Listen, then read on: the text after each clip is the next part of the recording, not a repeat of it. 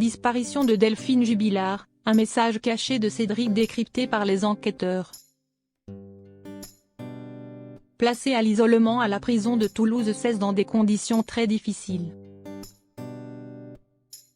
Cédric Jubilard envoie souvent des courriers à sa nouvelle compagne Séverine.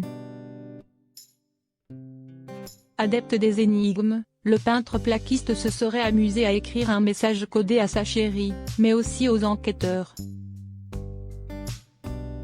En couple avec Séverine depuis avril 2021. Cédric Jubilard a été incarcéré à la prison de Toulouse 16 2 mois après le début de leur idylle romantique.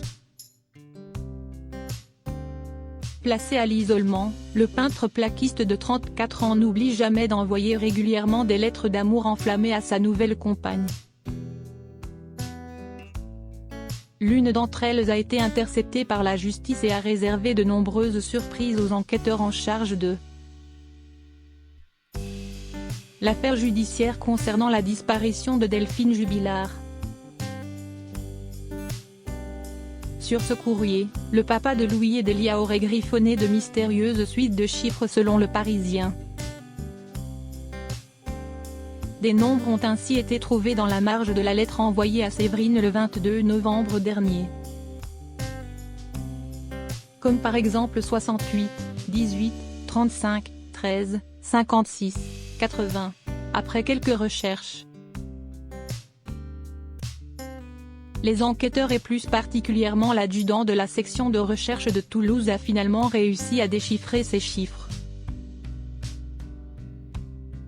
En réalité, ces paires de chiffres doivent être remplacées par les lettres de l'alphabet. Ainsi, les enquêteurs ont pu lire « JT informe mon âme. J'ai envie d'été faire et l'amour partout plus étrange, Cédric Jubilard. »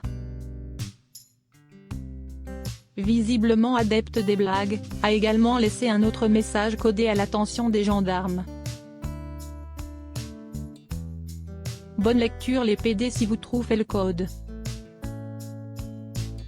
Pour rappel, Séverine a rencontré Cédric Jubilard lors d'une battue pour retrouver le corps de Delphine Jubilard. Interpellé le 15 décembre 2021 pour complicité de recel de cadavres dans l'affaire concernant la disparition de l'infirmière. Séverine a été soupçonnée par les enquêteurs de savoir où se trouvait le corps de l'infirmière mais aussi d'avoir souhaité déplacer son cadavre avec l'aide d'un codétenu de Cédric. Après avoir été interrogée par les gendarmes de Gaillac,